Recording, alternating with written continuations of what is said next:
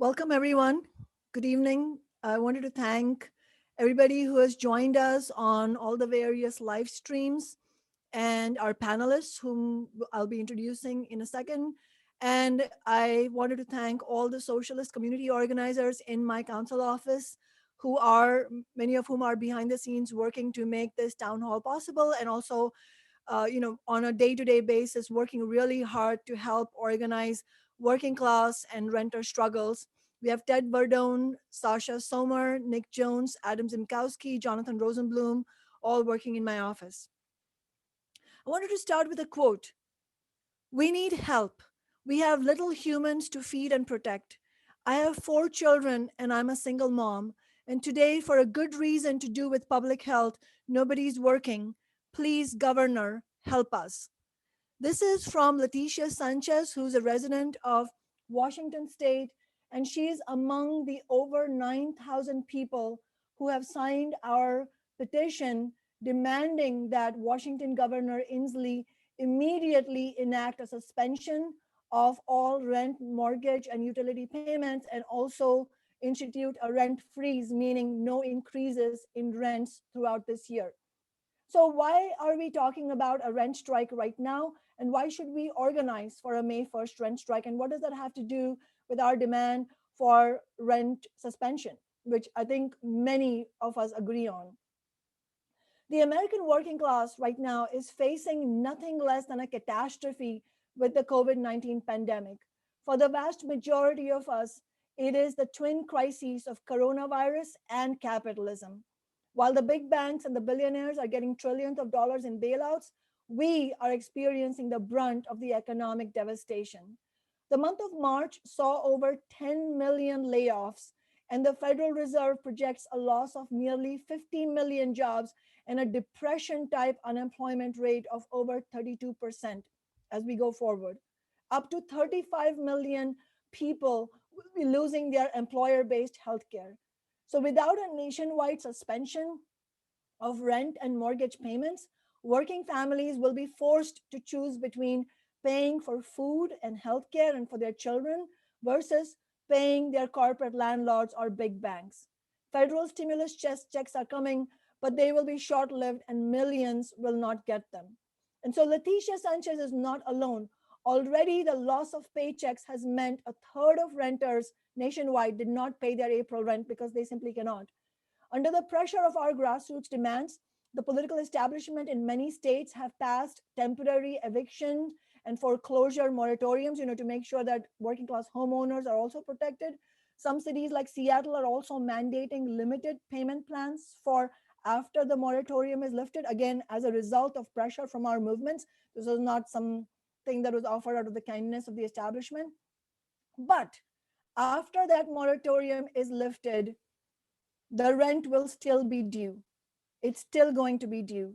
Tens of millions of workers will still be jobless and will not be able to pay that current month's rent, let alone pay back rent, even with a payment plan of a few months. Millions of renters and housing activists have therefore recognized that what we really need and urgently need is a suspension without debt, evictions, or foreclosures of rent, mortgage, and utility payments.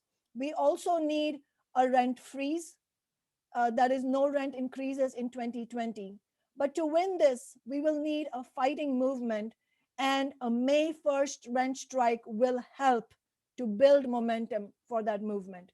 Because the political establishment has deep, deep ties to the big banks and corporate real estate, and they are not going to give us this rent and mortgage suspension without out of some kindness of heart that does not exist. And this is true not only of the Republican Party, but also the Democratic establishment. And that is why we have to fight for this. And the reason this is going to be, we have to be sober, it's going to be hard to win, because winning a rent suspension without consequences is equivalent to getting a bailout for the renters and the working class homeowners and middle class homeowners and small landlords. And it will put the cost of the crisis, as it should be, if there was any justice in this world, on corporate landlords and banks.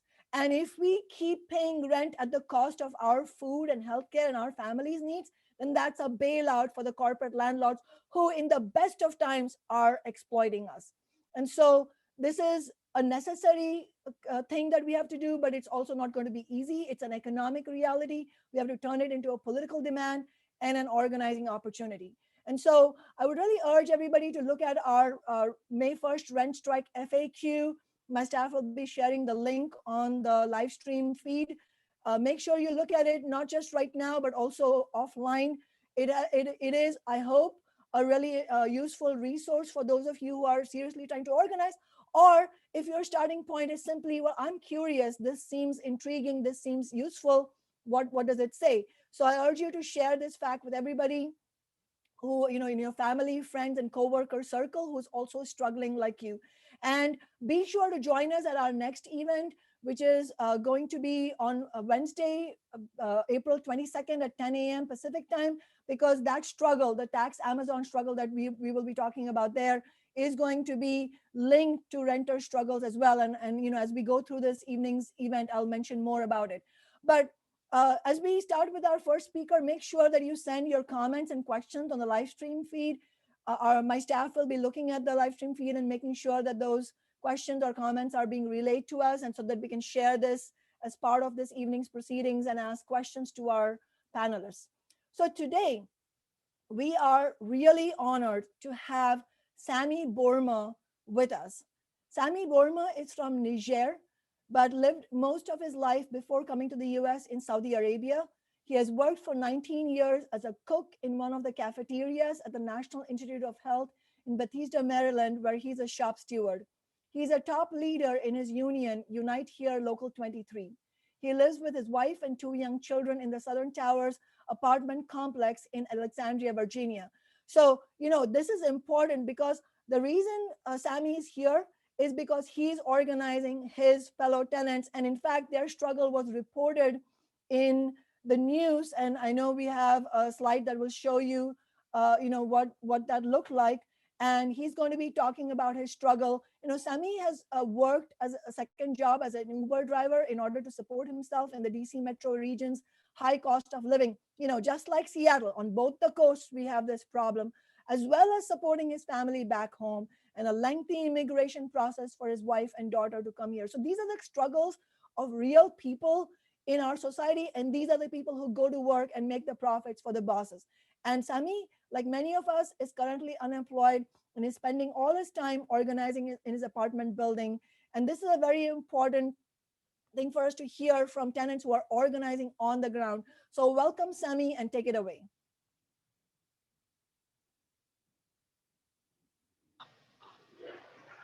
Hello, good evening, everyone. My name is Sami Bourma. I'm from Niger. Also, I should say I spent all my life, my livelihood in Saudi Arabia, supporting my family after my father. And in 1999, I arrived to the United States, and I started building myself from zero. I started working the first, in a small restaurant and New York Avenue, they call it Marrakesh.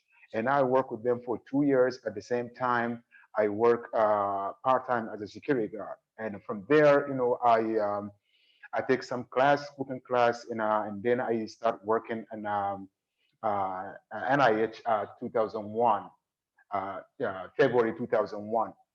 So from that moment, I start, building myself after the struggle I have in Saudi Arabia to working with the tough Saudi Arabian leaders and up there.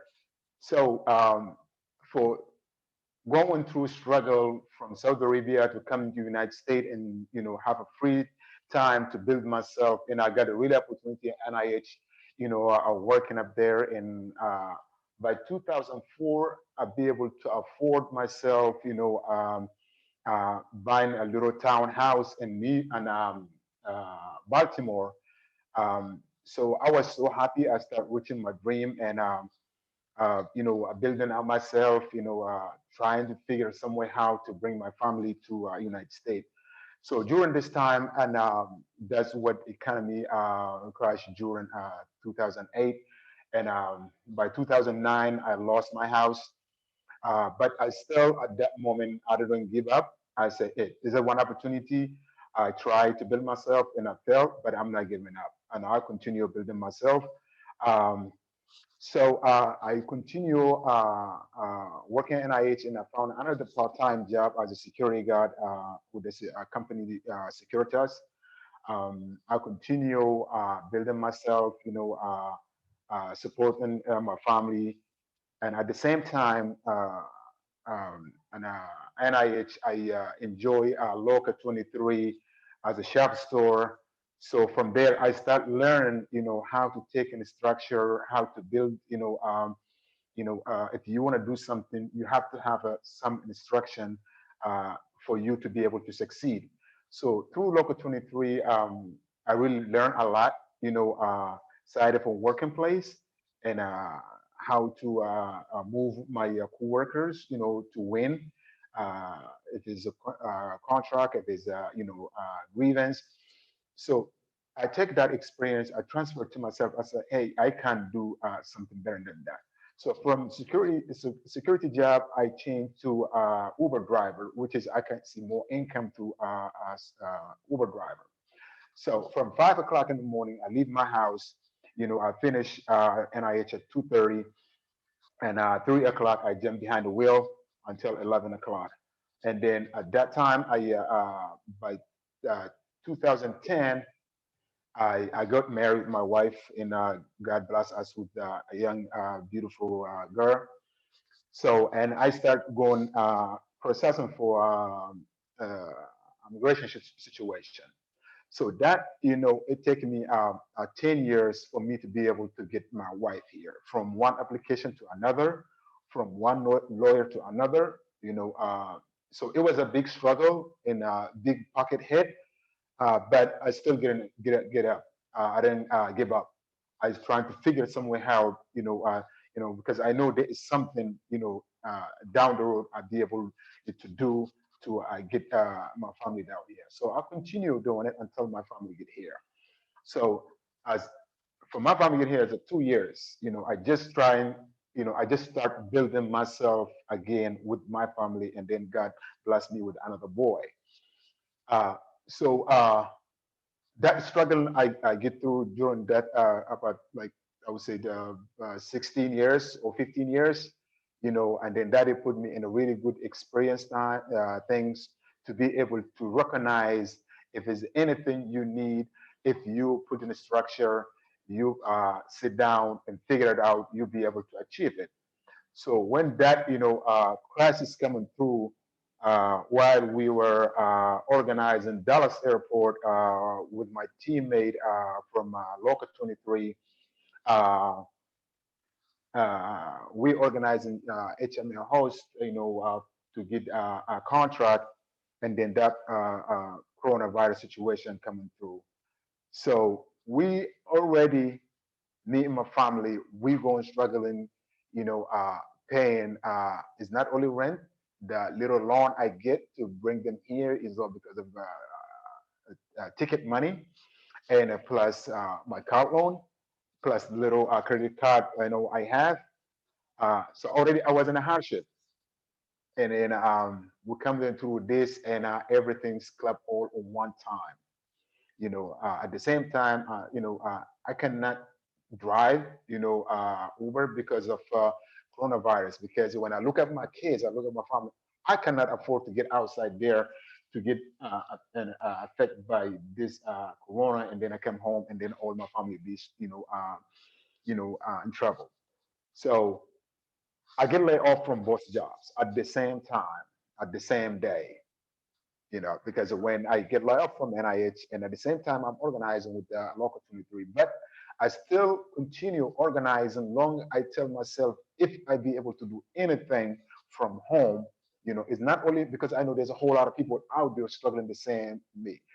So that's what is the moment came. I start thinking ahead of a situation. So I was thinking to myself first before I start looking to anybody outside. I was like, okay, now I'm at home, looking at my account, looking at the rent is coming, look at my car loan is coming. So what is I supposed to do in that? Because if I take, that money to make any one of those payments, so in a 15 days, I'm not be able to put the food on the top of my kids' table. So and then I started thinking it ahead again. I was like, okay, let me talk to my friends. who is closer to me. We share problems, the good things, everything. We share all the time together. So at that time, that my clock started ticking. Start from my friends from local 23, because we have a lot of local 23 members in the Southern Tower. So I started calling them. I said, hey, how do you still working? They said, no, I've been let off. You've been let off? They said, yeah, I'm let off. And I let off in a bad way, because number one, I don't have any. So that is particular person I talked to, he's a good friend of mine. I asked him, hey, what do you mean you are being laid off in a bad time? He said, number one, I don't have anything in my account. First, I was thinking about to go borrow some money to pay my rent. And then now I'm laid off. And it's only the things I do is kind of a Uber. And his same my situation, he had the two kids. And at that moment, I believe his wife, she's pregnant. So it makes me feel kind of a little, feel, a little bit better for myself, because I have a little bit something. So I cut from my own pocket to help him to put the food in his family table. So we start talking, me and him. So and I start reaching, my workers, leaders in the Southern Tower. Everything what I had, I've been let off. I've been let off. I've been let off. So Hey, Sammy. Sorry, yes, sorry, don't mean to interrupt you, but I was just hoping you could come to the tenant struggle right now, because uh, we we have people for about an hour and a half, so we want to get to the meat of the discussion, and we want other speakers to join in as well. sure. So during that first day, calling each other, we have a kind of about 10 people, we have the same situation. So we started putting our structure to all our leader in local 23. So we put the assignment, everybody to call at least 4 people to see their situation and how we can help. All right. So we come up with everybody in the struggle. So only the things will be able to survive to go to the tenant, the landlord, to see what kind of option we have. So we started going and there's no response. The door is closed. They don't want to talk. They talk behind the glass. If you have anything, go send us an email. And then they send us an email reminding us we're not accepting no money order, no check, paper check. Only you gotta go open an account. So the things are getting worse. So is the struggle becoming bigger? There's a lot of us we don't know how to use the computer now. That we don't have that enough experience for the computer. So to make the story short for that struggle, and we start thinking, we pay the rent, okay, or if we have any deal, how about after this crisis, what we're going to end with? We make the calculation, we come up with, if I'm paying $2,000 a month, if I have to take a date because of a coronavirus, after this coronavirus, if you take it 12 months, how much debt I'm going to have to get on my table? So they becoming is something really we have to stand up. We fight, back to the lieutenant. So in a short time, we'll come with 100 people. That 100 people, we decide to have a demand safety and a rental relief. Uh, so we put that demand, and people start sign in short time. We have almost about 10 days or 11 days. We have over 300 people signed for that petition. So we start reaching the people in power to see how they can support us for our demand to spread all around Virginia or around all United States, because it's not only us we are facing that struggle. There's a lot of people out there facing that struggle. So that's one of the things so far we're doing. We demand to cancel the rent and to have of the any circumstances after coronavirus after the coronavirus.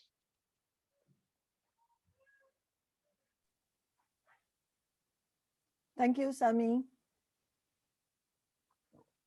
And it's really important to have a live struggle that is really succeeding in organizing renters, because I think that's going to be the heart and soul of the organizing we do. And we want to bring in more into that into the discussion of actually the nitty gritty of organizing, not just why we should organize, which is absolutely the fundamental starting point, but once we are convinced that we need to do this, how do we actually concretely go forward.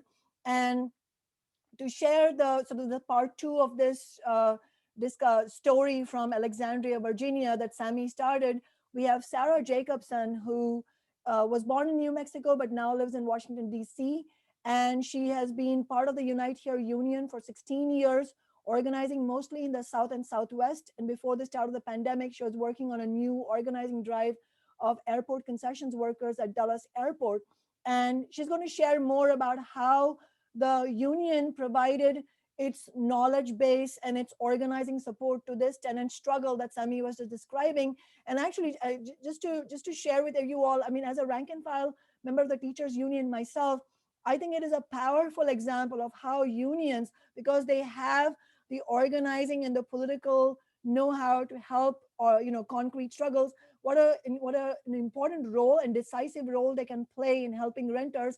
But this hasn't happened enough. In fact, the Unite Here Local 23 example we're seeing here is an exception to the rule. So it's so critical to have Sarah's voice here. So I welcome Sarah to share her thoughts on how this struggle was organized and what role the union played, and also what are the day-to-day actions organizers should be taking to organize tenants. Hi, everyone. Good evening. I'm very honored to be here tonight and to follow in the footsteps of my brother, Sammy, who is the inspiration for the rent strike organizing that we are supporting in Virginia and now also in the District of Columbia and Maryland. I think, Sammy's story illustrates, one of the really important ways that this rent strike movement has grown, and that is by actually sharing the truth of what people are going through and the reason that they're choosing to make a decision that feels like a risk, but balanced against a greater risk of going into debt or sacrificing things that their families need right now. So the buildings where Sammy lives, they're called Southern Towers. They're operated by a corporation named Bell Partners. It's a place where I'd actually spent months of my life, I think, because so many of the people who live in these buildings are airport workers, food service workers, other workers who have chosen to organize and form the union in the time that I've been living in Washington, D.C. And so these are large apartments. There are more than 2,000 units in these 5 buildings. And so when Sammy came to us and said, I'm taking my money out of my bank account, this company is not going to get my money during this crisis. We immediately looked to the list of other union members who we knew who lived in these buildings. And so as Sammy was starting his outreach that he described with his, friends, people that he goes to mosque with, or the family friends, other families whose children go to school together with his daughter. We also started outreach to union members or airport workers who had been part of organizing drives in their own workplaces. 98% of our union's members are laid off right now, are unemployed. So we knew that our entire membership was experiencing the same crisis that Sammy is describing. And so the early list building, we also helped to work with Sammy and the other, his neighbors in Southern Towers to create the demands. And so we shared those and gave those to the neighbor group as a Google form that people could fill out themselves. It includes a name, phone number. It asks if people agree to receive text messages so that we're setting up a communication infrastructure. It asks whether people need assistance applying for unemployment. That's some of the infrastructure that our union has built in order to support our members during this time. And we wanted to offer that as well to people who are not in our union, but who are organizing and facing the same challenges together. And And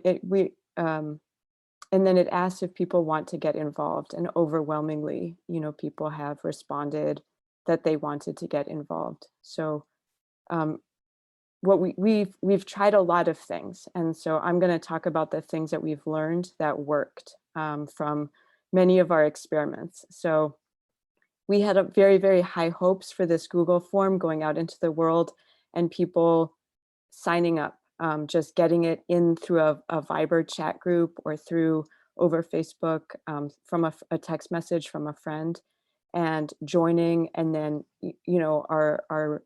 the movement inside the Southern Towers would grow very quickly. And what we learned is that it actually takes one-on-one organizing.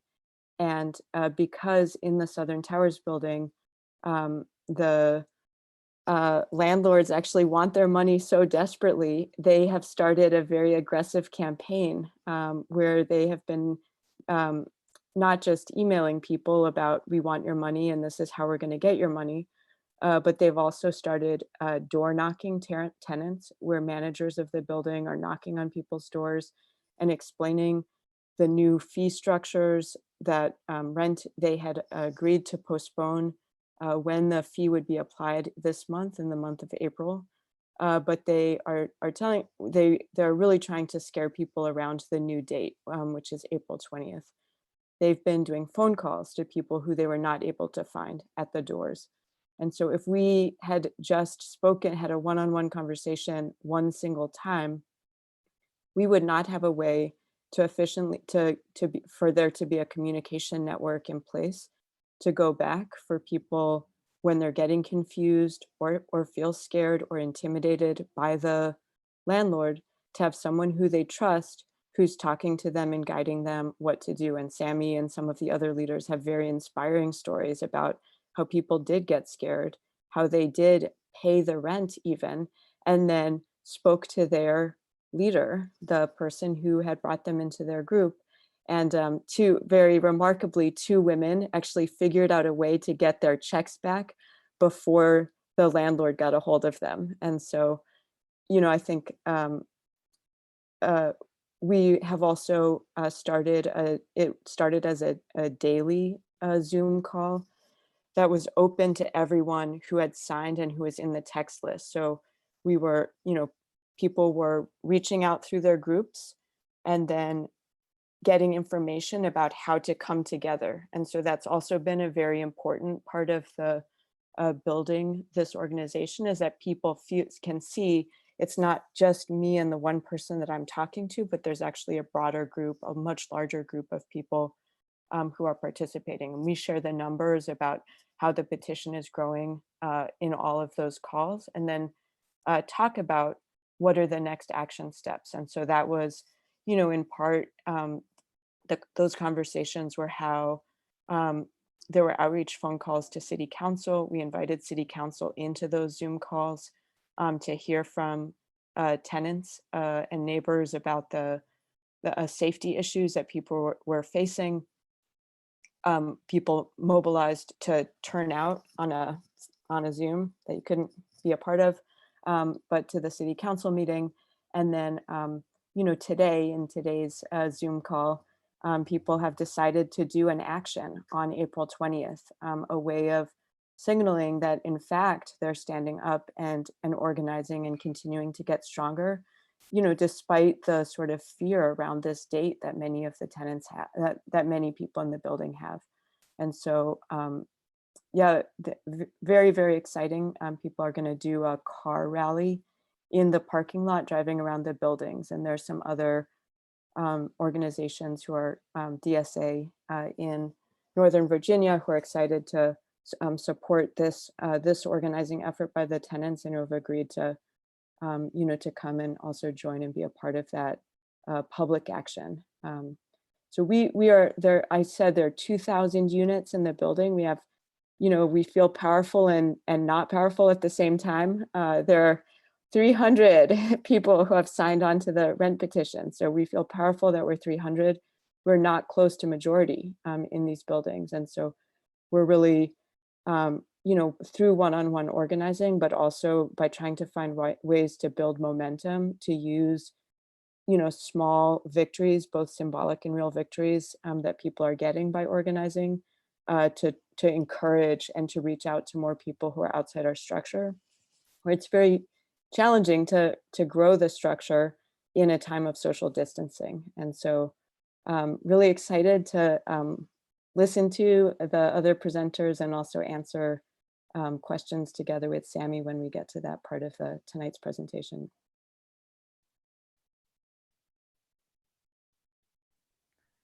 Fantastic. Thank you so much, Sarah. And our next speaker is Sasha Sommer. So while she's getting ready and I introduce her, I just wanted to take into account some of the questions and comments that have come up in the live stream feed.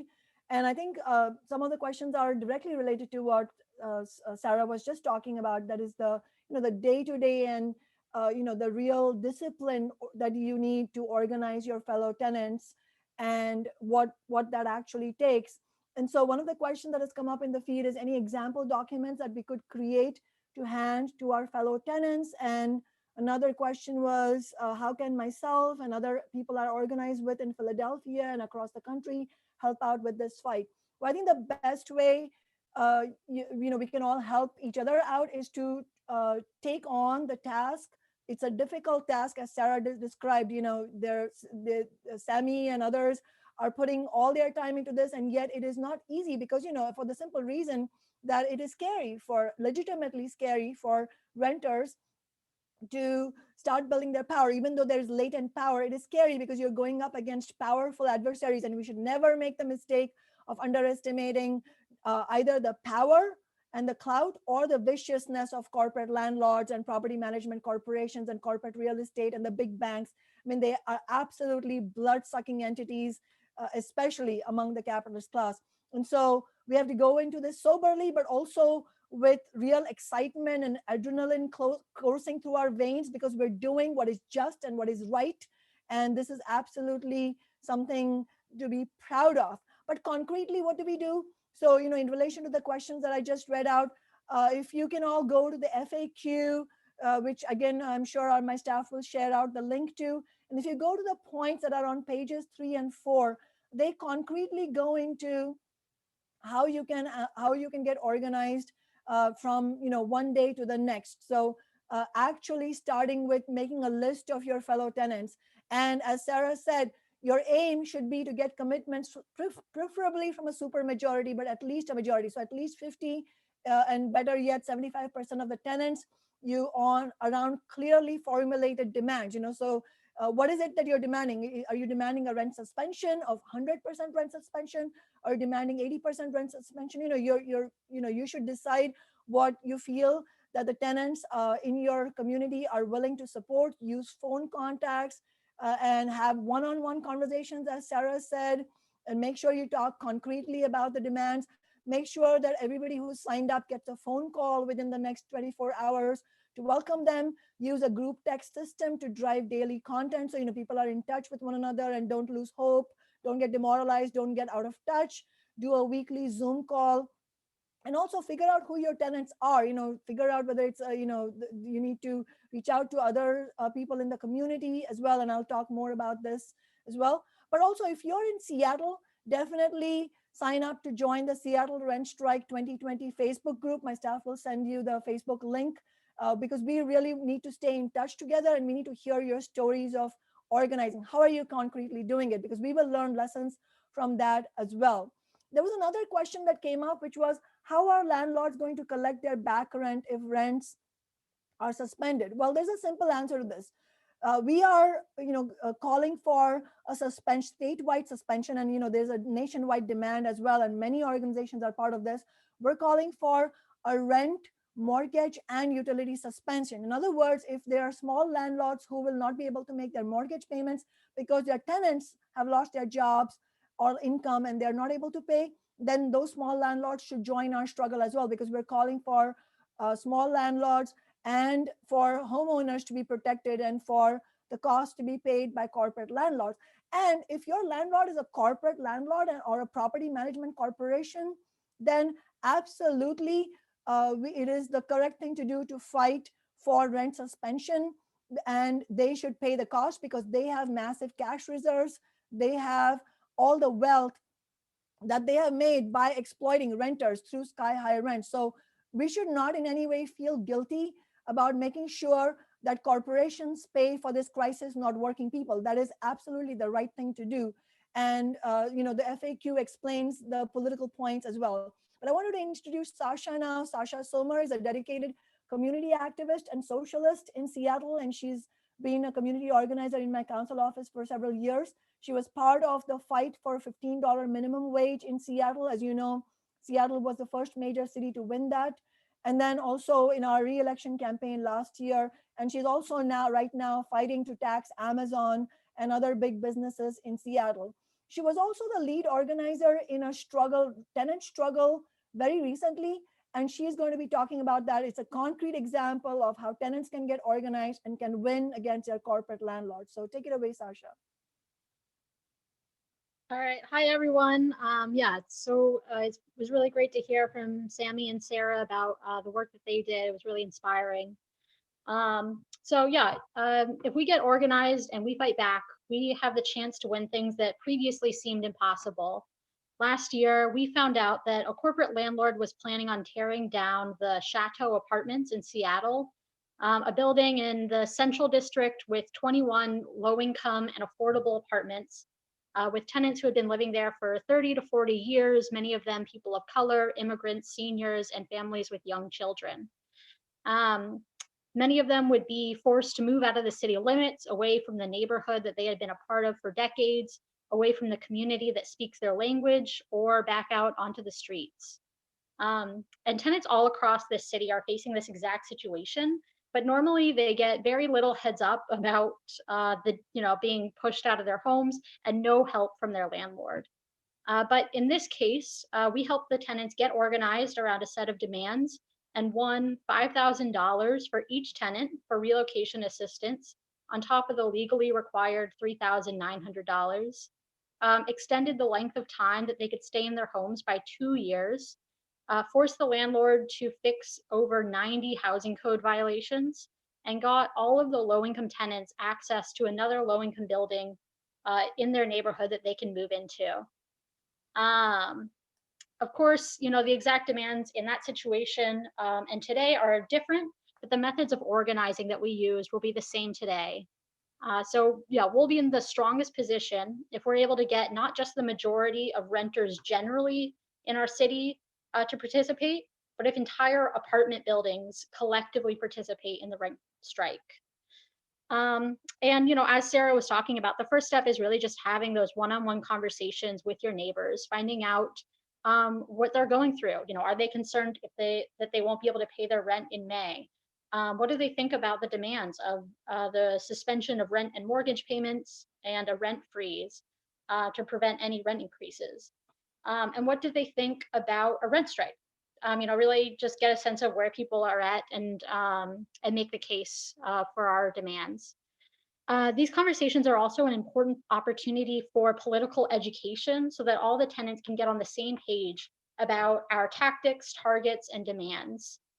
We want everyone to be clear about who our target is. Our petition, for instance, is calling on Governor Inslee to enact the statewide suspension of rent, mortgage, and utility and a rent freeze.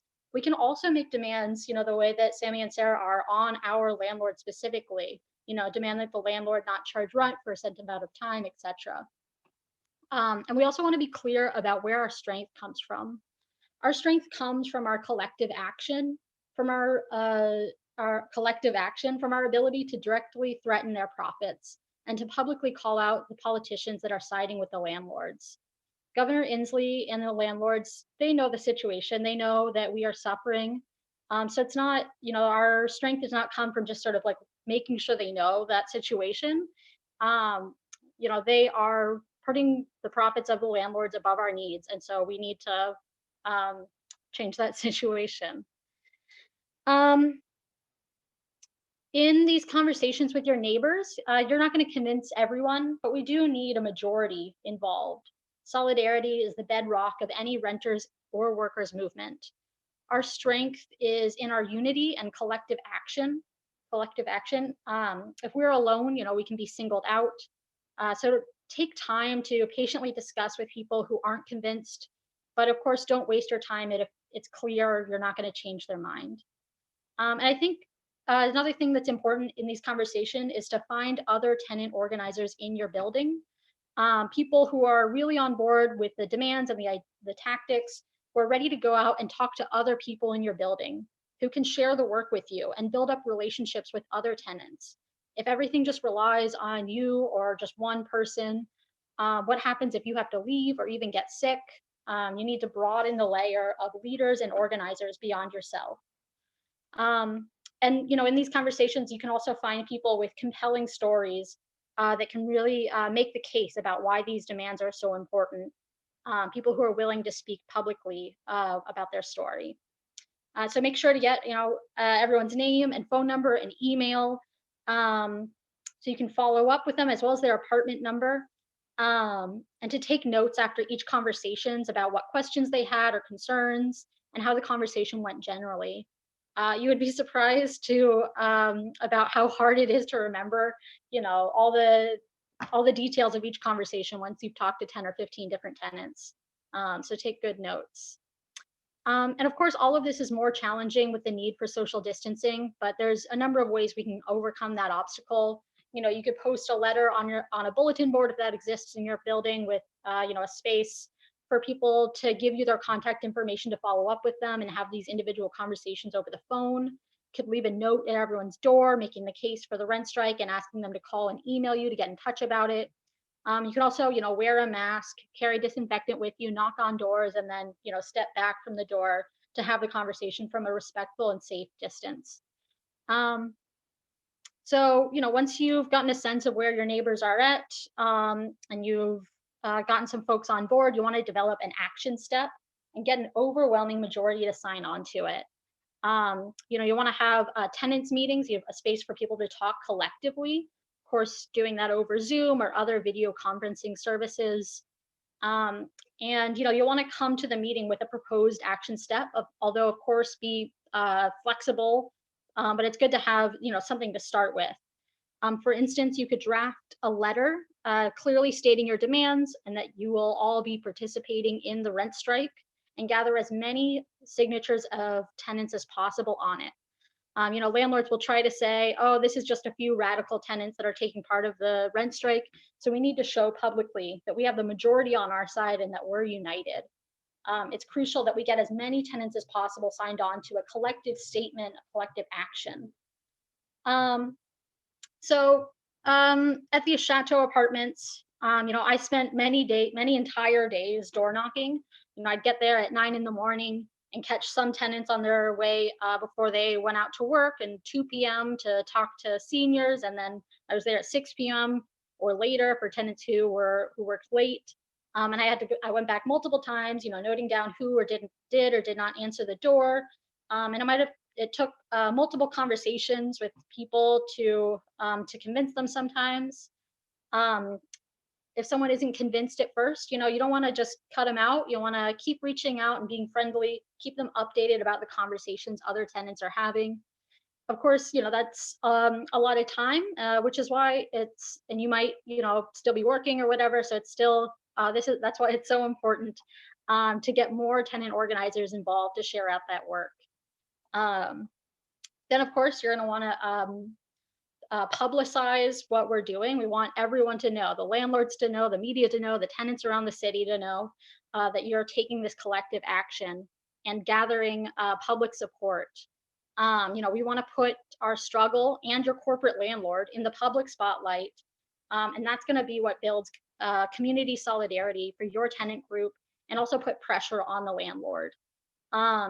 Sharing widely your action on social media, organizing Zoom meetings. You could do banner drops outside of your windows, phone banking friends and neighbors, postering the neighborhood, asking for support from community groups that you're members of, unions or faith communities, or whatever group you're a member of. Ask them to send a letter in of support and try to publicize that as much as possible. That's all, increasing the public spotlight on that landlord. And then, we're going to want to expect that the corporate landlords will oppose us either covertly or they'll be openly vicious. And, they have millions of dollars on the line here. When we were organizing with the tenants at the Chateau Apartments, that was only 21 units, but the landlord fought back fiercely for months because they knew that if they gave in here, it wouldn't just help these tenants, but that it could inspire other tenants to fight back too. And that's going to be the same in this fight, but on an even larger scale. They will shamelessly try to divide and conquer. At the Chateau Apartments, they offered one tenant, a family with 3 young children who had just gotten out of homelessness, an amazing deal. They didn't say exactly what it was, but they said, we'll only offer it to you if you meet with us one-on-one. Basically like if you break from organizing with the rest of the tenants and break away from Councilmember Shama Sawant's office. And they knew if they could break this tenant away from the group, it would likely confuse and demoralize the rest of the tenants and undermine the struggle. And the landlords could then, tell the press, look at how great we're treating this tenant. They could try to portray themselves as the good guys and the rest of the tenants as being unreasonable. This tactic shows that they know that our strength is in our unity, and that's why they try so hard to break it. An important part of working class organizing is successfully pushing back against divide and conquer. This is an age-old strategy used by the capitalist class to break workplace and union struggles. And this tenant and their family, they stood against that and they said, no, we're not going to meet with you by ourselves. Our family has just gotten a whole lot bigger, referencing all the other tenants in the building. They will also try to threaten and intimidate. As Sarah was talking about. At the Chateau Apartments, after we started to get organized, they sent an eviction notice to tenants who were working class seniors and immigrants who don't speak English, who'd been living there for 30 years. They sent this eviction notice because they were 1 day late on rent. They were not evicted. We stopped it with the help of the Housing Justice Project, a group of lawyers volunteering their time to help tenants. But it really shows the lengths that landlords will go to defend their profits. Again, our strength against this is in our unity. An injury to one is an injury to all. If landlords try to single out one tenant for intimidation, we must call it out publicly and stand united. At the Chateau Apartments, there's 30 or so tenants, low-income families, seniors, immigrants, people of color. They were able to fight back against a corporation worth $187 million and win using these tactics. It took a serious fight that spanned many months, a whole series of tenants meetings to get on the same page, days of door knocking to get everyone signed on to the demand letter, public meetings and press conferences to get the word out and build public support, confronting the landlords at their offices, and above all, staying united in the face of attacks from the corporate media and retaliation from the landlord. To be clear, as challenging as the fight at the Chateau Apartments was, our struggle now to win rent suspension, meaning just canceling of rent payments without consequences, will be far harder. But we can potentially win if we get organized seriously. And certainly if we don't get organized, and many of us face months of joblessness, then it's guaranteed that we will face a massive wave of evictions. If we want to reject that outrageous injustice, then we have to get organized and fight. Already a third of renters across the country didn't pay rent in April, but individuals not paying rent will not build power against the landlords. We need to turn these individual actions that are based on necessity into a political tool to win our demands. But it will take a huge fight, so let's get out there and get organized. Thanks.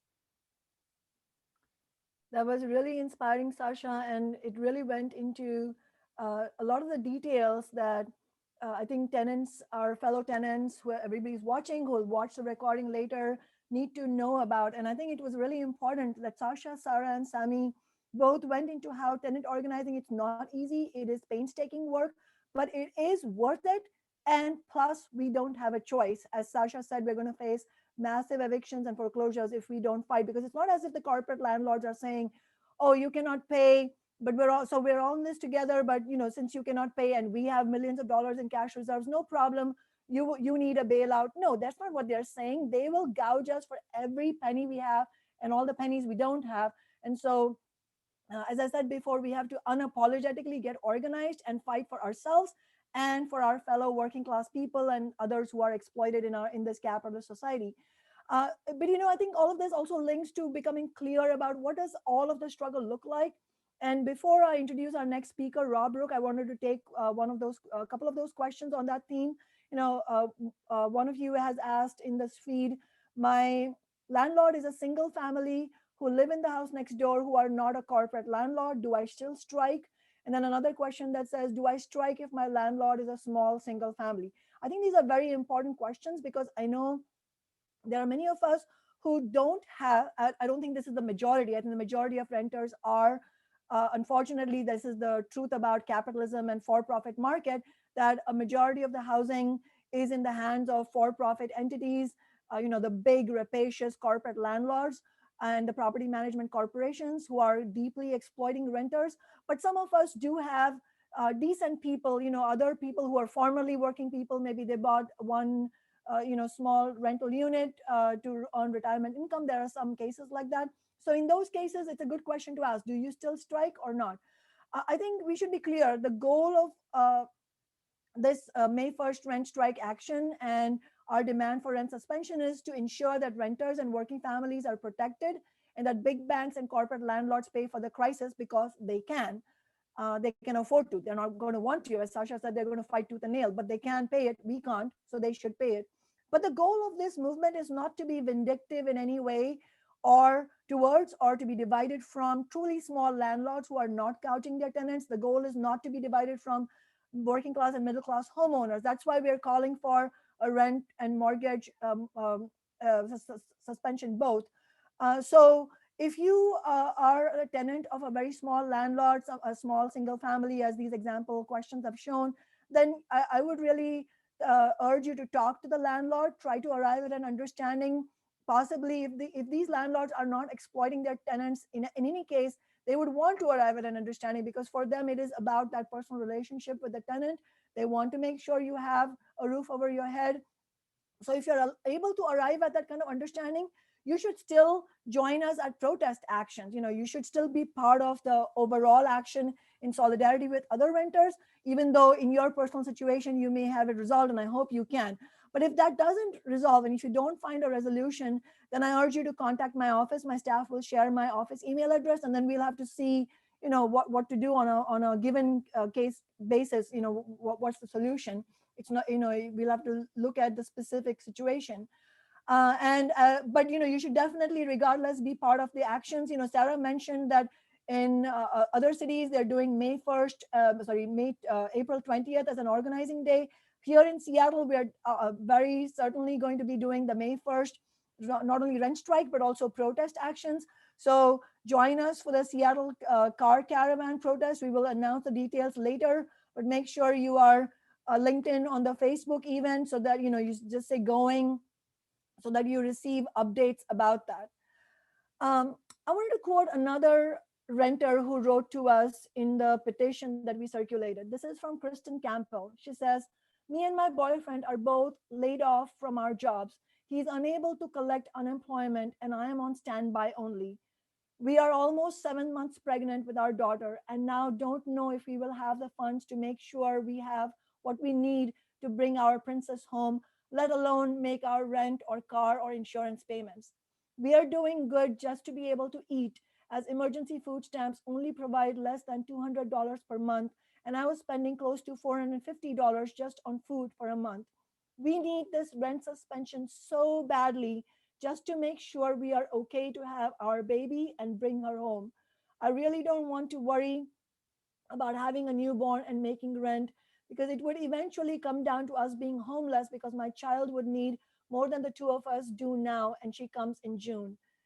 This story brought tears to my eyes, and when I was first reading it, and I was reminded of this story because our next speaker, Rob Rook, is a socialist who has for years brought real compassion to his activism for working people like Kristen and her partner. Rob is a former executive board member of Carpenters Local 713 in California's Bay Area. He has been an organizer with the Campaign for Renters' Rights in Oakland for 10 years. and he's a member of Socialist Alternative in Oakland, and he's also a currently laid off construction worker. So welcome, Rob.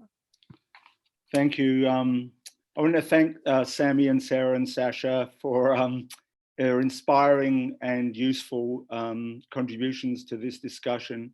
And of course, Shama for organizing the town hall around this really important subject. I want to thank everybody who's out there watching this, this event, and especially essential workers that are out there, and most especially anyone that's sick. Our solidarity is with you during this moment.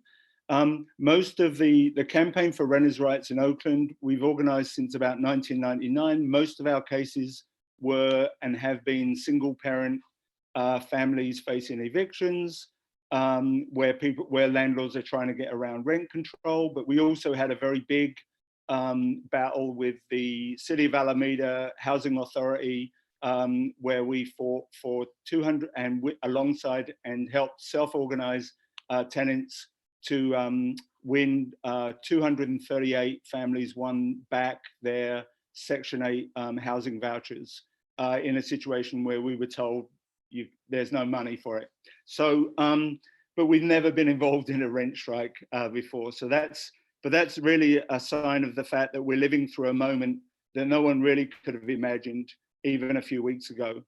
We have in America, we currently have a combined healthcare, economic and social disaster taking place at the same time. At one of the main food banks in Santa Rosa, California, last month they were giving out 250 meals a day.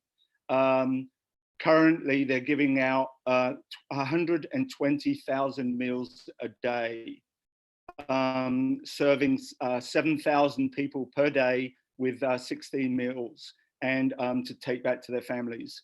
And that's expected to double in the period ahead. Even before Corona, 44% of American workers make only $18,000 or less in this past economy. This is in the richest, we here in California live in the richest state, in the richest country in the history of the world. And why are people now on the food lines? Because they couldn't afford any savings. Everybody is dramatically in debt, and we live in a society really where inequality is highly organized against us, against working class people.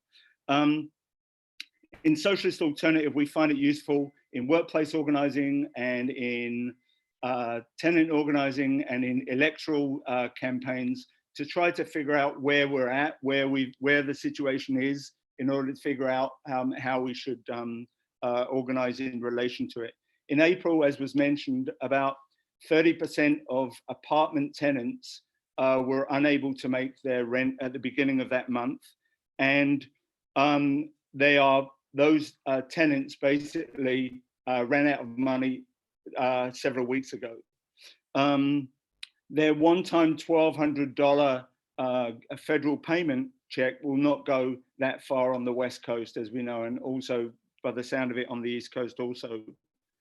The unemployment systems also seem to be totally overwhelmed with the number of people. I have not heard anything back from them other than they accepted me online, and this was several weeks ago. 22 million people have applied for unemployment in the last 1 month. But some people also will be getting their care money, the $600 extra that will be on their way. And I think many landlords are salivating at that, thinking that they are trying to draw up plans, payment plans, which inevitably will lead a lot of tenants to go in even more into debt than they're currently in debt. And that's something we are opposed to anyway. So this is where Rent Strike 2020 comes in. There are already millions that didn't make April's rent payment and are now 1 month behind already in their rent. And there will likely be far more people who will be unable to make the rent in May. The only certainty for the coming months, and I'm not trivializing this, but the only certainty is the increased uncertainty. That we're entering a period of economic precarity on a scale which has been unseen in living memory in this country. and that we have no choice but to self-organize collectively, both for the bigger political goals that Shama has outlined for a rent freeze and rent forgiveness, but also literally building by building, as we heard from our friends on the East Coast. So what do we mean by organizing, self-organizing collectively? We're not suggesting that everyone in every situation withhold their rent. We're suggesting that everyone safely attempt to connect with first their roommates, but then also with their building co-tenants and their neighbors. And while maintaining self-distancing, fly your neighbors. People all over the country are doing this, as we've heard. Organize a Zoom meeting if you can with others from your building, and let them know that they can apply for unemployment benefits and what their rights are, and also that there is a mortgage moratorium, which will give people a little sense of ease at the fear of what's coming up. I just spoke to a tenant last night, a woman who raised the whole thing about the fear of who can she trust and who can't she trust. And this is the same in workplace organizing. Is the first fear of anybody organizing in the workplace, and I've done this as a carpenter, is you're going to get fired. And the first fear is of tenants organizing is that you will be singled out to be evicted. But we have a situation now where people's backs are against the wall, and to try to figure out who they can trust. In California, this is how we kind of approach these tenant meetings over Zoom or online or otherwise, is we try and figure out collectively what an average rent everyone can afford, and whether that is a rent reduction of 80% or 10% of those that are present. There'll always also be a family or individual who has absolutely nothing. And our approach has been that we should ask them to make a token rent payment, maybe $10 or $100 or whatever, and that include them as a part of the deal. So what we're trying to do is trying to figure out a way, and we've done this in a number of buildings, to bring people together collectively in a way with making the least sacrifice for those people that are trying to figure out how to be a part of this movement, but are and the main thing, one of the main elements for us is not to leave any tenant behind. When we're agreed collectively, then we have a couple of tenants write the letter, and then they will then send a registered letter to the landlord explaining our situation and our rent reduction offer. And this is not a payment plan. We are opposed to any kind of indebtedness for tenants. If the landlord agrees, great. Then we spread the news over either our Facebook rent groups. We have 1,300 on our rent group here in the Bay Area, or to neighbors. If the landlord refuses, then it's easier for us to suggest to the majority of tenants that we strike collectively. This will seem far more reasonable to most of our co-tenants. So we don't want evictions, but an eviction wave is coming in America, because we live in a society that puts the dollar before the well-being of families and individuals. A wave of also long-term layoffs are also coming, because the economy is not going to pick up. There's large numbers of people in the service industry that are going to be out of work possibly for the rest of the year or longer. But what we have no choice in is to attempt to organize, and that is really what Rent Strike 2020 is about. In the summer, when shelter in place is lifted, if it is lifted, overwhelm the court system with eviction cases. We'll be there to disrupt that process with mass resistance if we're successful in organizing now, with our message that we won't leave our homes. Save your money for food, for healthcare costs, but remember, if you're currently housed, do not move. That's a big case that we're making to everybody. People think if they get an eviction notice, they should leave. Do not leave. So why are socialists involved in this fight? I think most socialists these days are millennials, and they are, unlike myself, and they are already massively in debt, and they don't want to become slaves to their interest payments. But that is life for a lot of Americans these days. Socialists argue that the banks need to be publicly owned and not used to turn people out of their homes, but instead to build affordable city-owned housing. Under capitalism, millions of renters are forced to give their landlord sometimes half of their money, half of their monthly income. This is almost feudal. Imagine going to the grave, having given half of all the work that you work for to somebody who doesn't even really need the money. We want to live in a society and a world where we aren't always anxious about if we're going to be homeless someday. One of the big landlords in America, and I'm going to end with this point, is Mid-American Apartments. They own 100,000 units. They made $1.6 billion in profits off their tenants last year. I haven't figured out the maths yet, but how much it is per tenant. But they made money that really should have been going elsewhere and shouldn't have been impoverishing hardworking working class people. They are also highly organized with an army of lawyers and an army of politicians that they've paid off. But there are more of us than there are of them. And we have history on our side. And I believe if we organize, we can win the future that working class people deserve. And it does start, as the previous speakers have all outlined, with organizing the building blocks at the bottom where people, working class people are, so that we can build the structures, which I think Sammy talked about initially, that can give us the power that we can use to change this society. Thank you, Rob. That was a very important contribution for us to hear from, and also to understand why that sort of the larger context behind why renters need to organize this fight back, and not just in this pandemic.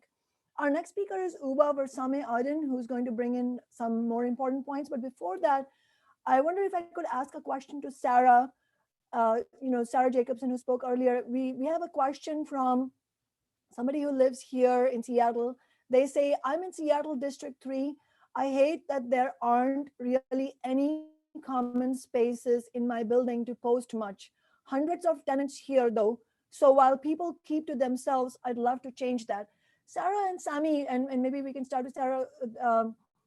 Can you tell us how tenants can address these problems when there are not really any physical spaces for them to post and post notices? And on top of that, we are also living in the age of social distancing. So how can tenants overcome these barriers? Yeah, thank you for that question. We actually had very high aspirations for using flyers and posting materials, distributing leaflets, putting things under people's doors as a way of organizing. And while I think that it is possible still to put a flyer under someone's door or to knock someone's door and safely, from a distance, have a conversation with them, in our experience, that has not been something that's been effective at bringing people into the organization or getting them to sign our petition. And so Sammy can speak more to what he's been doing out in the parking lot and all the wonderful social observations of who goes out into the parking lot and what time people go out, how you can find different groups outside. I think starting with your social network, the people who you have in your phone already, or who's, you've seen and you're familiar with them, maybe the person right next door to you or other people on the floor together with you. Those are the first people who I would start with, to knock their door or to call them or text them to start conversations with even if you are new to the building or have very, very few relationships, the people who you already have some kind of basis for starting a conversation with. Yes, thank you everyone for sharing that. This is really is great. So basically the way we start from the beginning for reaching people is through our phone, our contacts, to look at the address you live in or the building you live in, if you know somebody who live in the same building or the building across the street from you. Contact that person. Longer do you have his phone number, definitely you know him. So if you contact me, you don't answer, send him a message under the door. Let him contact you back. You need to start from there. And as you living in the building, you all the time getting out in that door, from main door, in and out. You know, it's like when you go into the work in the morning, you seeing the people, you saying, hi, how you doing? Good morning. You know, but you never have a conversation with them. So if you spend the time outside, you know, during, you know, the time came back, the people coming back from work, or the time people going to work, if you spend a little time outside, you know, to see the people, if they notice you and you notice them, you holler them every day.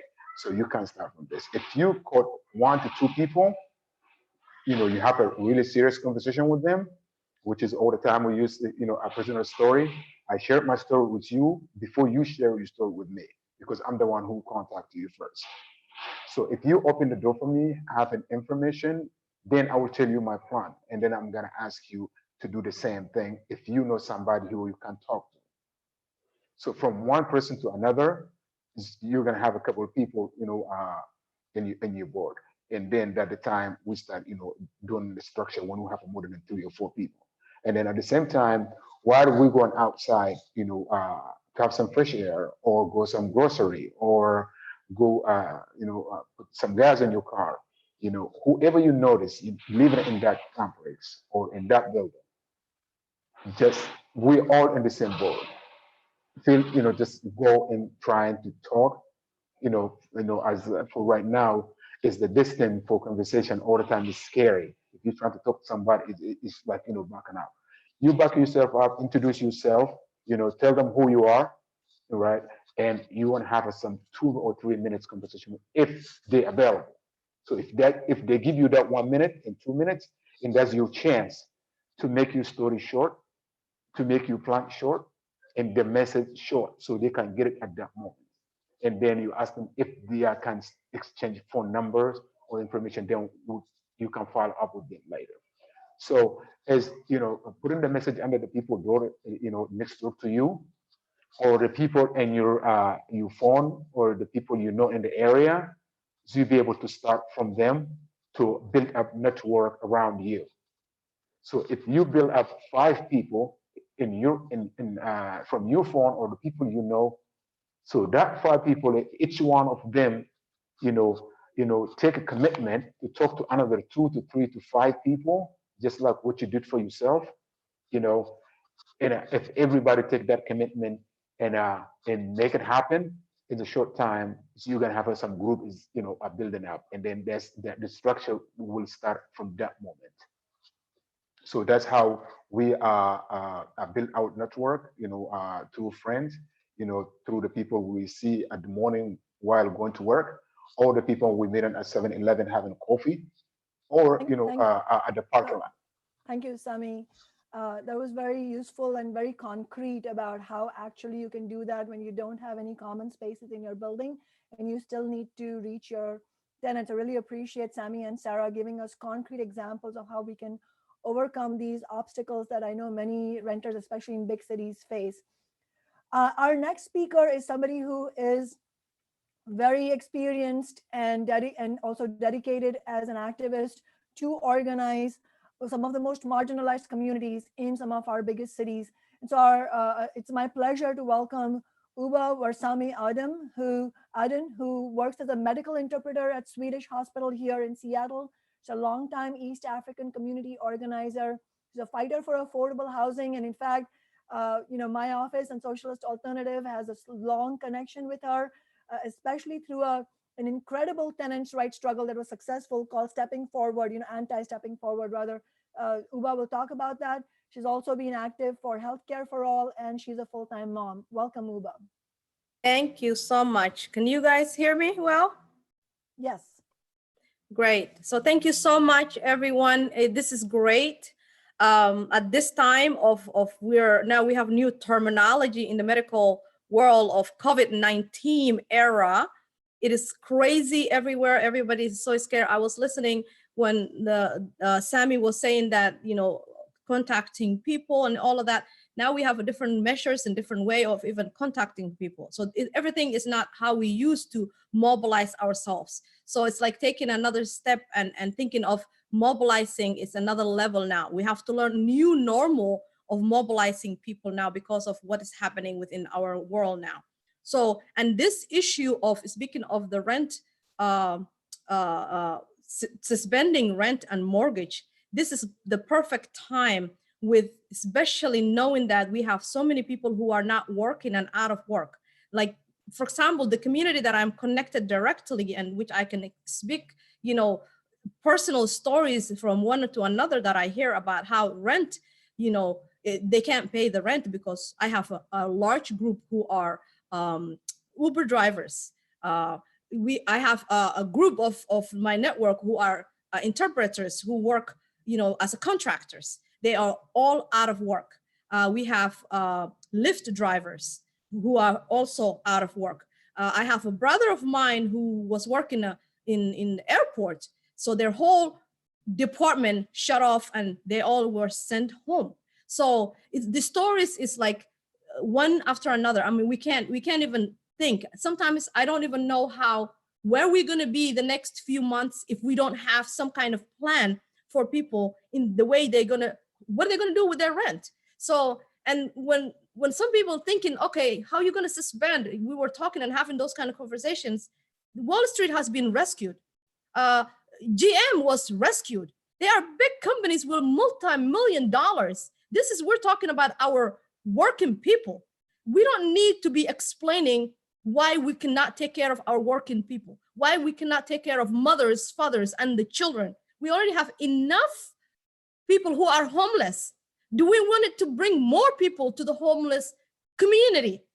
It's like my mind cannot even wrap around that when I think about it. You know, I have a mother who contacted me and sent me a letter that her landlord sent it to her. She's actually someone who have Section 8 voucher. And I'm thinking, like, if a Section 8 is supposed to take care of this, and the husband is out of work because he was an Uber driver, why are they going to be worried about their rent? They need to take care of that automatically. So I'm thinking, like, okay, someone who has no voucher, someone who is not in subsidized housing, you know, I get it, that was paying their rent. But someone who already have a system who's supposed to help them, and now they are in scarcity and they cannot, they sleeping at night thinking that tomorrow will I lose my apartment with 6 children.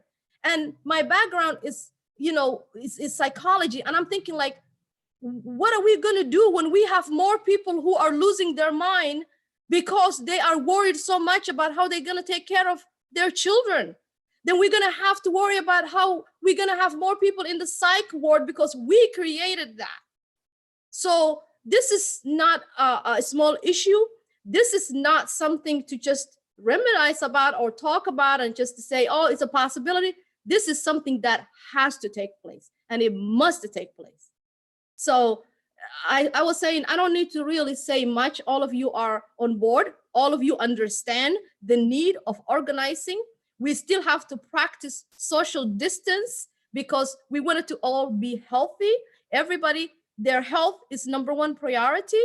I was doing campaign and distributing a cloth mask on my own and delivering to people's house, or sometimes asking, you know, stop by, drive through in front of my house, and I will have a bag, Ziploc bag, and I will throw in your window. I'm going to be distance, and we're still going to practice, you know, the social distance and still provide this. So we need to make sure that our families are taken care of.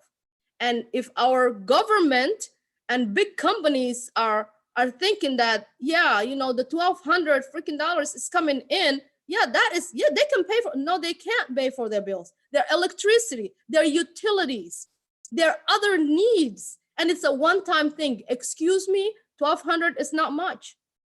You know, my rent is $2,500. So if I am out of work and I get $1,200, what is that going to do for me? Nothing. With 3 children. And I am one of the families who have the smallest amount of children with the communities that I am known in. So this issue, as I said, I'm so glad, Shama, you taking the initiative in this. This is needed now more than ever. This rent suspension and mortgage suspension has to take place. We need to reach out to everybody that we can reach out to. If we have to make a drive-through for people to distribute masks, which is a hit thing. I found out that I've distributed 300 masks in like 4 days. And, you know, we collect the money and we paid for it and bought it from women who can sew this. So if we can do that, maybe we can have flyers and have people drive by and just take the flyer and let them know that this is the initiative we taken and this is something that's important. And if we have to have people who can sign in, then we need to do that. We need to get as many signatures as we need to. We need to make sure that people know about this. We need to make sure that we are all taking a part. Everybody can do something about this. We all are responsible and we all have a stake in this, every single one of us. Thank you so much, Uba. That was really, perfect pitch to inspire people as to why they should organize. As you said, Uba, correctly, the big corporations are getting bailed out, but the workers, the employees of that corporation are not getting bailed out. I mean, you mentioned GM, Boeing is another example. Boeing executives are getting billions of dollars in bailouts. They already had corporate tax handouts from the state government, including from the Democratic establishment, but their mechanics have run out of paid leave. And now Boeing has announced and made a dreadful announcement, actually, that their mechanics are going to go back to, are going to be called back to work next week, which is, I mean, from a health, I'm not a doctor or a public health expert, but from everything that we are hearing from public health scientists, that seems like a disastrous decision and we have to push back against it. And the last time they tried to do it, there was a massive community outrage against it and we were able to win. And I think we need a part 2 of that community outrage to make sure that Boeing does not put their own workers and the Boeing mechanics, the machinists, and the entire community at risk. And the whole theme of tonight's event is renters and working people fighting back. So you might ask at some point, does it even make a difference to fight back? Why should we fight back? Does it work? Or isn't it going to put us at risk? Well, we just received one more concrete confirmation live right now in the news that organizing and fighting back actually works. And when we get organized and fight back, we can win. Along with rent suspension in our Seattle and Washington state petition, which I hope my staff will share with you now, because if you haven't signed that petition, you should sign it. But in that petition, we are demanding a rent, mortgage, and utility suspension, meaning you shouldn't have to pay rent or your mortgage or your utility, and there shouldn't be any consequences in the future. But along with that, we are also calling for a rent freeze, meaning no increases in rent. And the reason we included that was because stunningly, but not surprisingly, we were hearing from tenants of corporate landlords that their landlords were sending them notices of rent increases in the middle of this pandemic when people are losing their loved ones and so much tragedy has unfolded. That's the viciousness with which corporate landlords operate. These property management corporations operate. And we're not talking about the small, single family landlords. We're talking about these big corporations. And so that's why we call for a rent freeze as well. And do you know what we just heard? We just heard from it's just been reported in the Seattle Times that the governor has finally announced that there will be a rent freeze on increases of residential rents. So rent freeze meaning no increases in rents. This is the announcement from the governor. It is a victory for our movement because we fought for this and we have won this. It didn't come out of the largest of the establishment. Part of this organizing was all of you, over 9,000 people who signed this petition. And if you haven't signed it, you should sign it because organizing works. But of course, let's be sober. To win rent suspension, it is not going to be enough to just sign petitions. Signing petitions is just step number 1. So all the points that Sasha, Sarah, Sami, Uba, Rob, all of our speakers have shared with us from around the country, including in Seattle, those are the important points to take home, that it is the painstaking day-to-day tenant organizing that is going to work. And those of you who are tenants and also union members, you should take the inspiring example of Unite Here and contact your union and see if they will get involved in this fight as well. And I think some of what I just said also in terms of the victory we have just won, which I hope has truly inspired everybody. It's a real example of what we can win when we fight. It goes into some of the questions that some of you had asked. One of the questions is, my rent was raised by almost 40% in February. I mean, this is just unconscionable. And when we asked if they would lower back to its prior amount, they suggested we work for Amazon, Instacart, or Costco. I mean, this is just stunning. Thank you, fellow tenant, whoever has shared this question, thank you for sharing this question. I mean, the comment, it's not a question, but a comment. I'll just read it again because it's so stunning and shows the nature of capitalism. My rent was increased by almost 40% in February. This is when the coronavirus pandemic had already begun. And when we asked if they would lower back it to its prior amount, they suggested we work for Amazon, Instacart, or Costco. In other words, they want us to get exploited as workers, expose ourselves to the sickness so that we can pay them the rent so that they can keep making profits. And this is money, as Rob said, they don't need. Another question, another point, another comment said they're raising our rent by $200, and that is before the new parking fees and storage fees. So that is why we're calling for a rent freeze, and we have won that, but it's a temporary rent freeze. We have to keep fighting. I believe it runs only till June 4th, but we're going to need a freeze on rent increases and for much longer than that. So our petition is calling for a rent freeze, meaning no rent increases through 2020. That's going to be a very example. There's another question that I wonder if one of our speakers would address. The question is, would be helpful if you gave steps like how to find our landlords other properties and how to get small landlords on our side, as the biggest issue is corporations and banks. I think some of it has been answered, but I wonder, Sasha, if you wanted to start a response to this, and maybe we can see if Rob or Sarah or Sami also wanted to join in.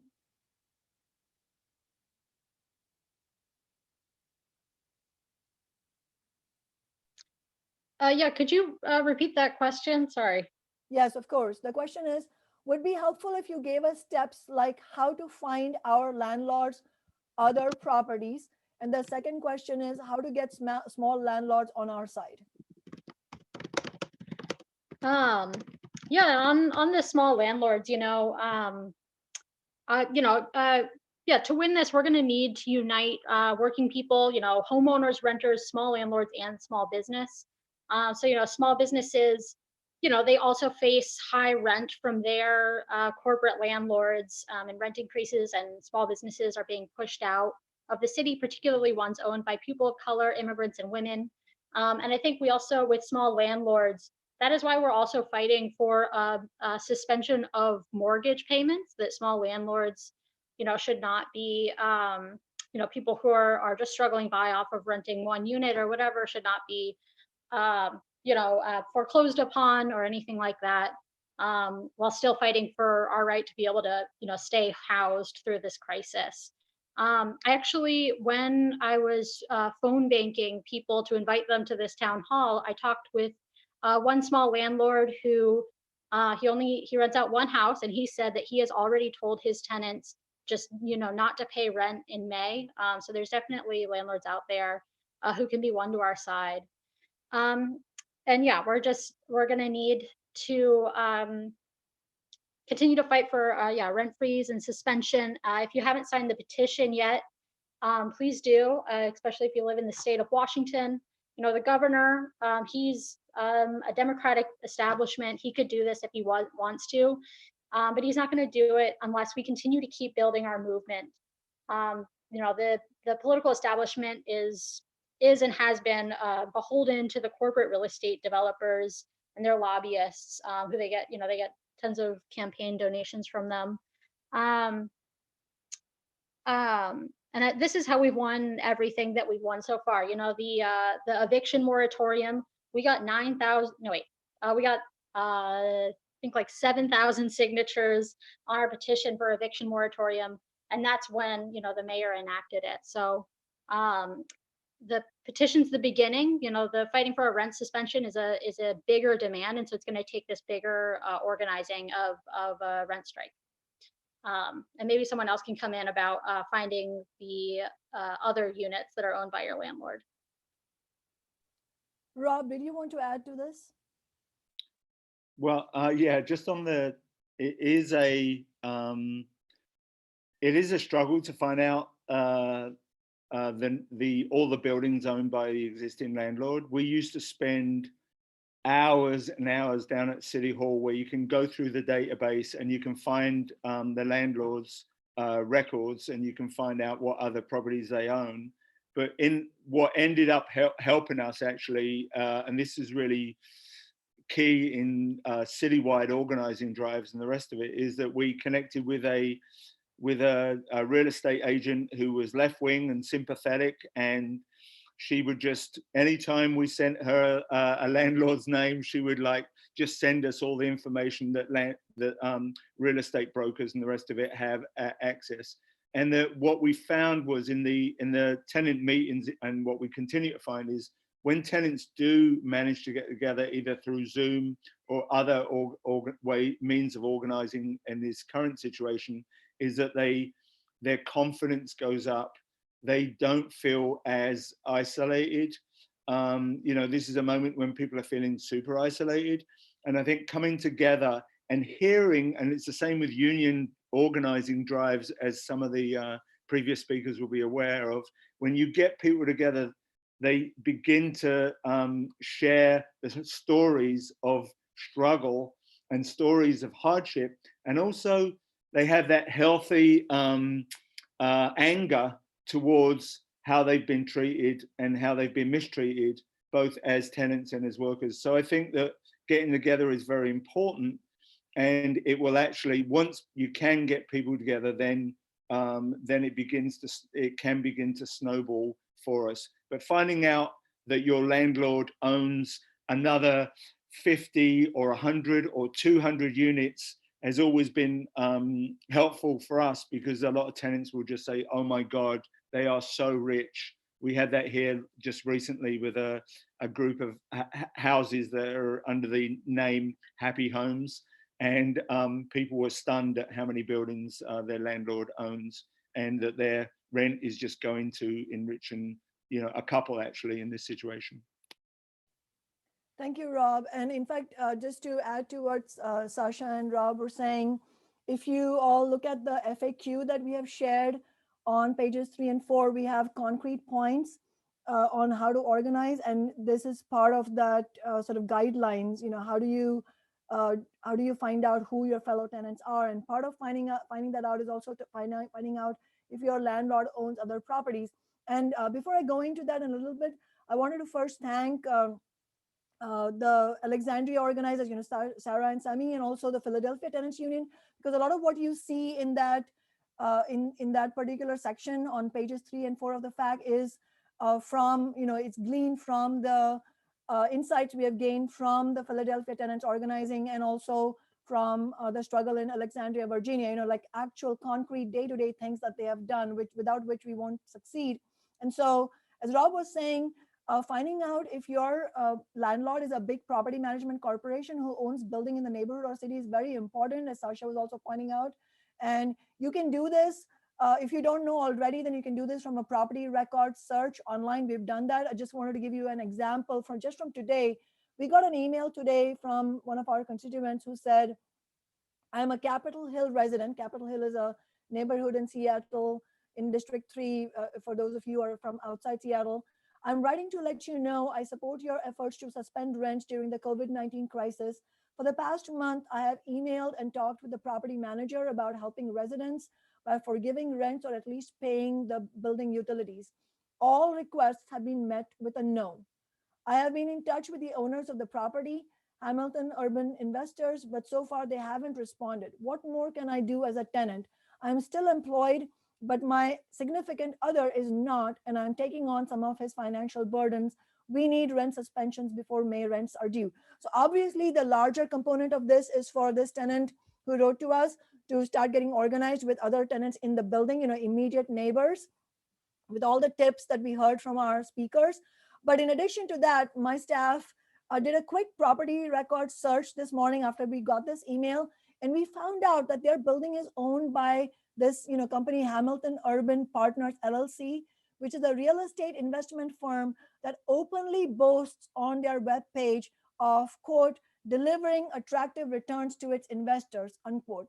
You know, delivering attractive returns to investors is code for we are gouging and exploiting the tenants and sucking their blood so that we can make profits. That's what it actually means. We better understand that and wise up so that we fight for our rights. And in fact, we also found that the property manager there is Redside Partners, which is a big property management firm in the area. So, you know, this is a concrete example of how many of us can find out who these landlords are. And I think Rob made a very important point that it helps educate our fellow tenants also when we help them understand that your landlord is not a small, starving, mom and pop landlord.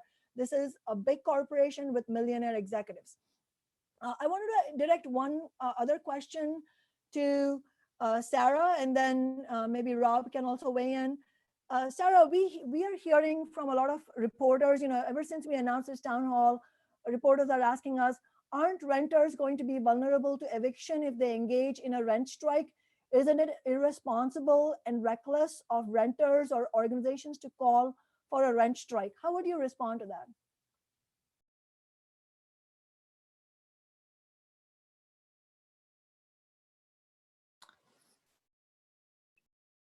Thank you for that question.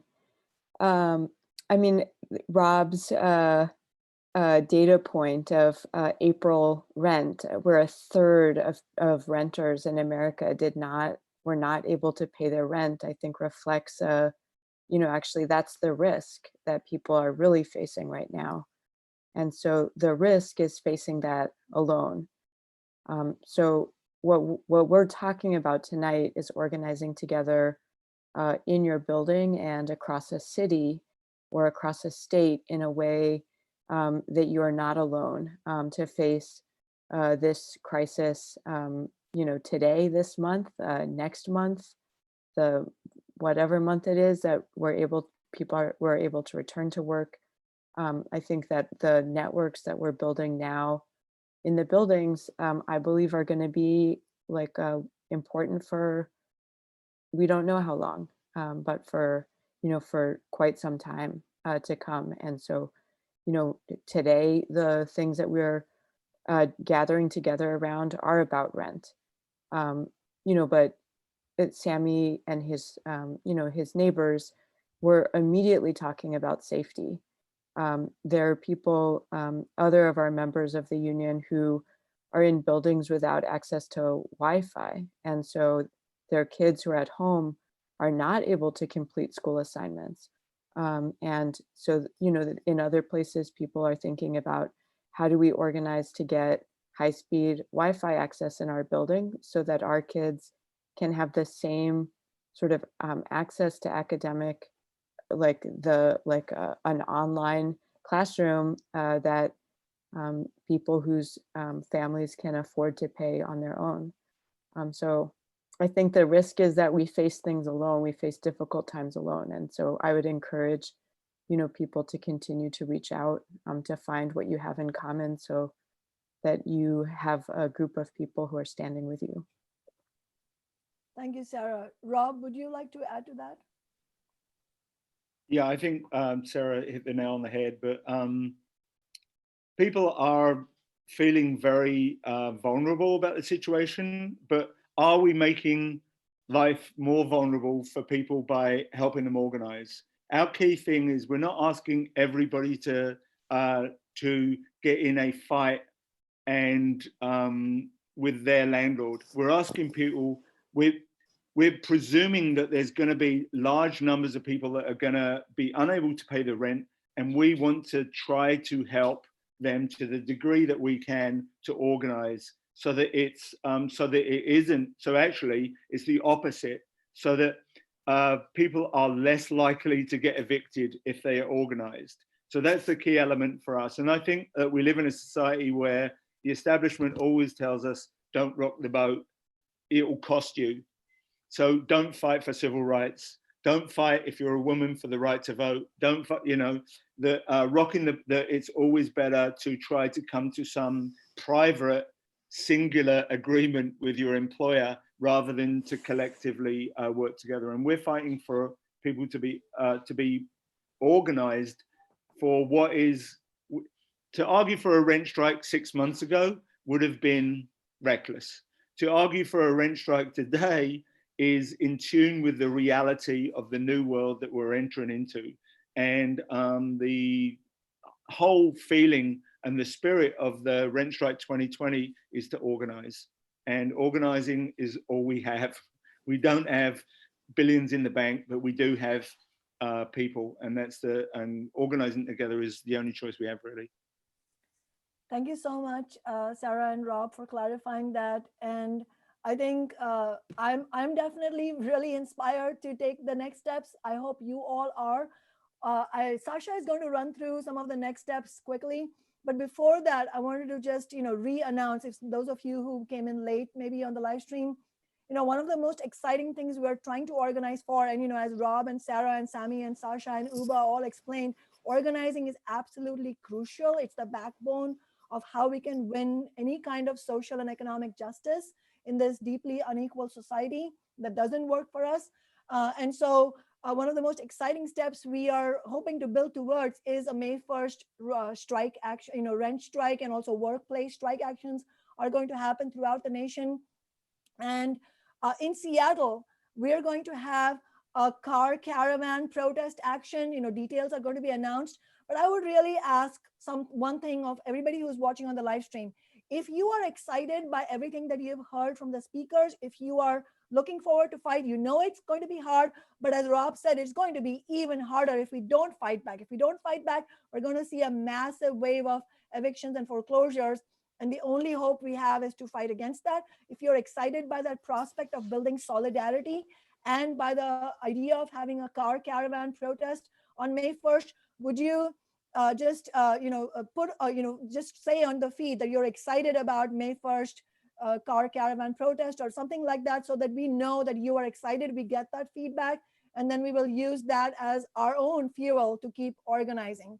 And having said that, now I wanted to turn to Sasha, who will go over some of the most important next steps that are coming up for the Seattle area. And for those of you who are not in Seattle, please keep in touch with our office, and we will help you get hooked up with organizers in your own cities, in your own regions, because this is really a nationwide movement. Sasha. Hi, yeah, so this was really great, but we want to continue building out of this meeting. So the next event that everyone should come out to is the April, you're seeing it? Oh, well, okay, well, the next one is there we go, the April 22nd City Council meeting to discuss the tax Amazon legislation to fund emergency COVID-19 relief. We're in this meeting, we've been talking about fighting for rent suspension and mortgage suspension and a rent freeze, but we need more than that. The relief funds that the federal government is giving, a one-time payment is not enough. This tax would fund $500 a month to 100,000 households in Seattle. And we're going to be doing that through taxing the most profitable corporations who have been enjoying Washington State as a tax haven for decades. So we're going to be meeting up at 9 a.m. Before the 10 a.m. meeting to collectively talk, and then people can join the city council meeting and go into public comment. We need as many people as possible telling the city council to vote in favor of this legislation.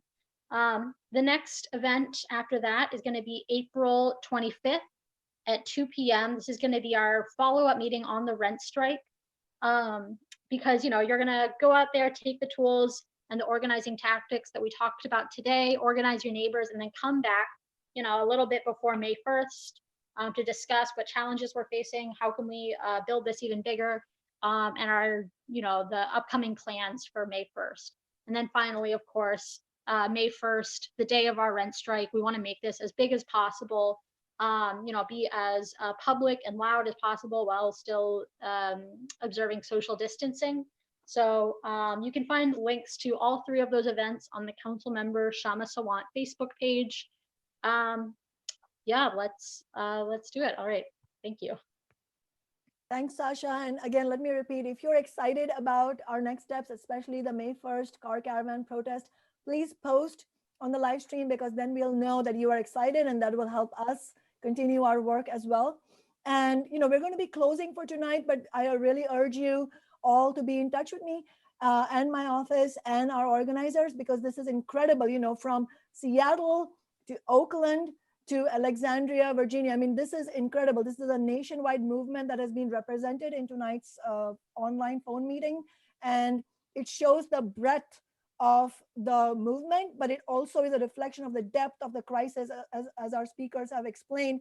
And so if we want to not, go towards the bottom and really, make sure we fight for our communities and our fellow workers and our fellow tenants, the most marginalized, then we have to seriously get organized. But to make sure that we don't feel demoralized, we don't feel isolated, because it's so difficult, especially in the days of social distancing. Don't forget the most exciting announcement that we made tonight, which is that we have just won a rent freeze through Washington State, meaning no rent increases through June 4th. So if your landlord sends you a notice for rent increase, make sure to let us know, and make sure that we, draft a response to your landlord saying this is against the law, because the governor just announced this. And make no mistake, this is absolutely a result of grassroots organizing. This is this is not a largesse from the establishment, because the establishment is beholden to corporate interests, but they are forced, the political establishment is forced to do what people are demanding if many of us are calling for those demands and, collectively organize. The other thing I wanted to share before we close for tonight is, just the question of who else is calling for a rent suspension and rent strike. It's not just us. It's happening throughout the nation. We are in really good company. Rent Strike 2020 and countless housing justice and tenants' rights organizations have called for the same thing we're calling for here: suspension of rent, mortgage, and utility payments, and for the rent freeze.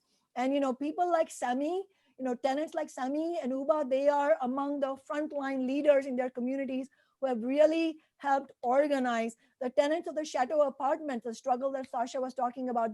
Many of these are just ordinary people who have incredible courage, and they're able to defeat corporate landlords because they know how to fight, and they know how to bring others along with them. And so in addition to socialists and housing justice activists, we even have groups like Parents Together, which is a national parent-led group that is calling on US Congress to suspend rent, mortgage, and utility payments. And there's a number of tenants' rights organizations. I just want to read them very quickly. Kent Tenants Union in Kent, Ohio. Autonomous Tenants Union in Chicago, Illinois. Tenants United in Chicago, Illinois. Alliance of Californians for Community Empowerment in Los Angeles. Rent Strike ATX in Austin, Texas. Woodside on the Move, Queens, New York. 1234 Pacific Street Tenants Association, Brooklyn, New York. Unite Here Local 23, African Communities Together, which is what we heard from Sami and Sarah in Alexandria, Virginia. Richmond Tenants Union in Richmond, Virginia. Tenants of Saturn Property Management, linking up with LA Tenants Union in Los Angeles, California. These are just some examples of people who are on our side. We have a lot of people on our side. We just have to get rid of our demoralization, our feelings of isolation, and recognize that if we organize seriously, we can win. We have just shown that when we fight, we can win.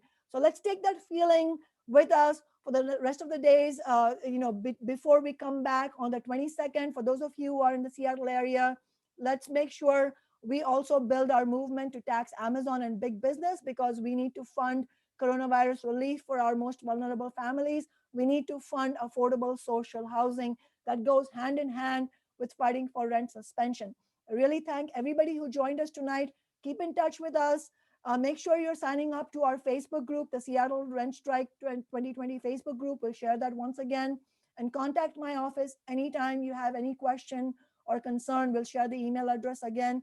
And looking forward to seeing you all again. Thank you so much. Good night. Good night, everybody. Good night.